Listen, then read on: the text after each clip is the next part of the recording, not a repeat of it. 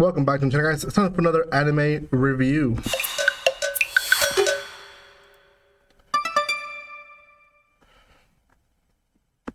Welcome once again. We're going to be reviewing Liar Liar, which is a series that I decided to watch because of a light novel.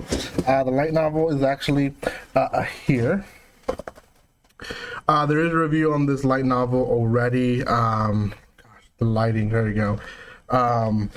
It actually was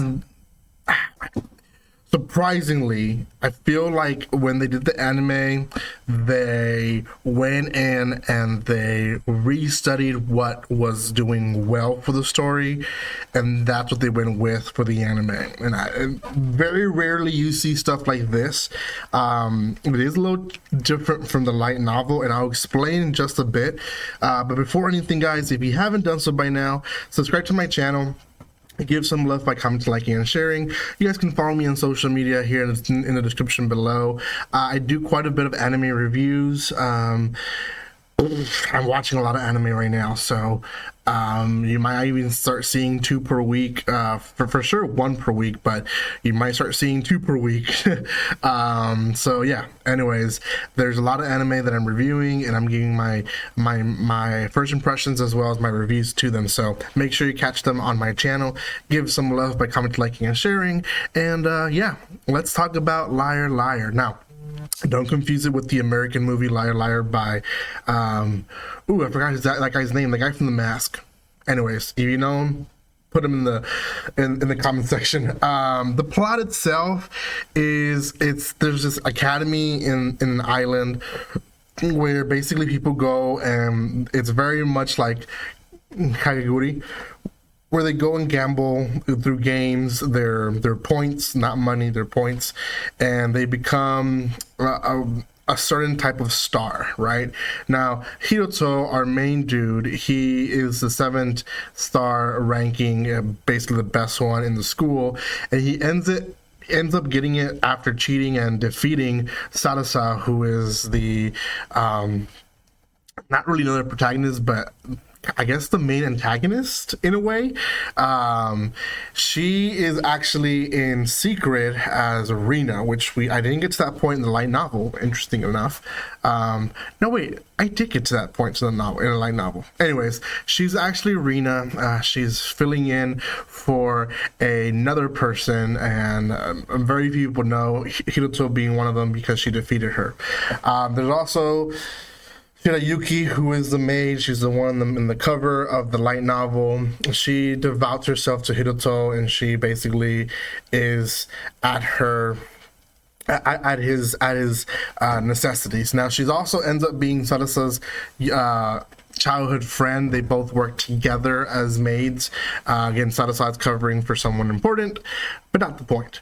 The anime itself is divided in, I guess, the games themselves.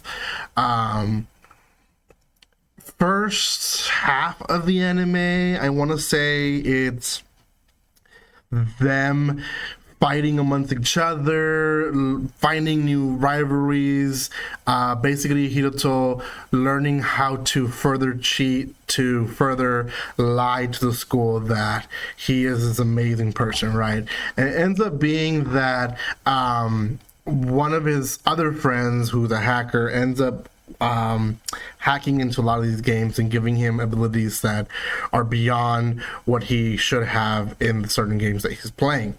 The 3/4 between the anime, we start learning about this multi-masked person who she basically is able to create herself as any other characters, and she goes into games and defeats them, and basically is gaining a lot of popularity.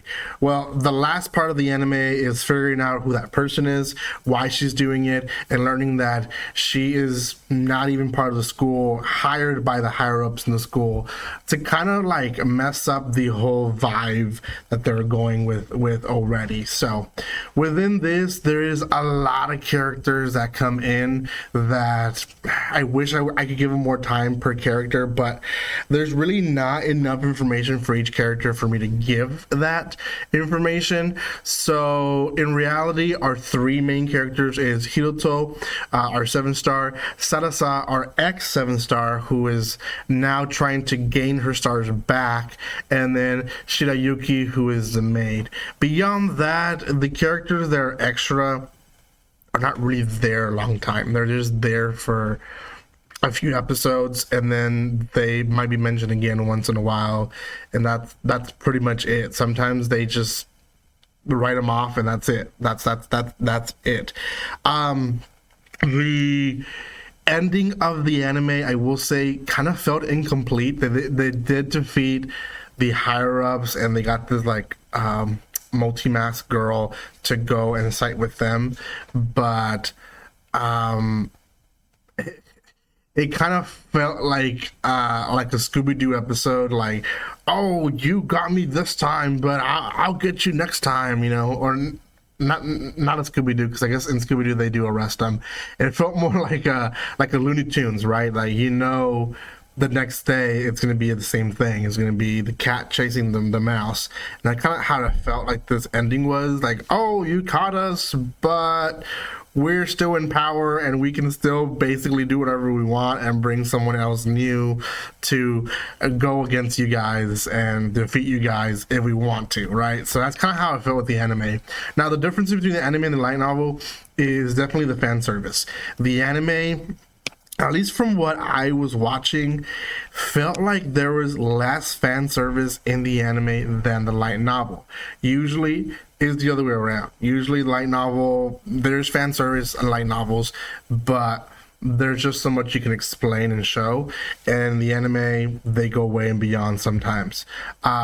This one was the complete opposite. I felt like there was a lot of like, oopsies, we're in this situation again, right? Type of situations in the light novel, whereas in the anime, they, especially in the second half, they very much focus on building the characters and the games and how they were going to do those. And the oopsie scenarios did happen, but not as much as I remember in the light novel. So personally, that's a plus. I think the creators of the anime took the light novel and said what works for this anime, and they definitely realized that the fan service was maybe gonna make some people seg away from it and say, you know, this is not for me. So instead they went in and took a lot of that out and included more essence of the games, more abilities and stuff like that, more details to them. Although the light novel has a lot of details of the games as well, they focused it more on that. So personally, I like that. The anime, personally for me, which not is rarely the case, was better than the light novel, and I'm going to give this anime a 7 out of 10. I think it's a pretty good one. It's not Kakegurui. I will say that. A lot of people compared it to it when the first version came out. It really isn't. It's its own thing. Kakegurui is very unique of its gambling way, and this one, although there is some similarities, it's not a lot of gambling, because it's not really money that they're gambling the stars. So yeah, go check it out. 12 episodes, I believe, on Crunchyroll, both dubbed and subbed, so you guys can watch it there. Thank you guys so much for watching this. If you haven't done so by now, subscribe to my channel, and I will see you guys next time. Like always, don't be strangers. See you guys.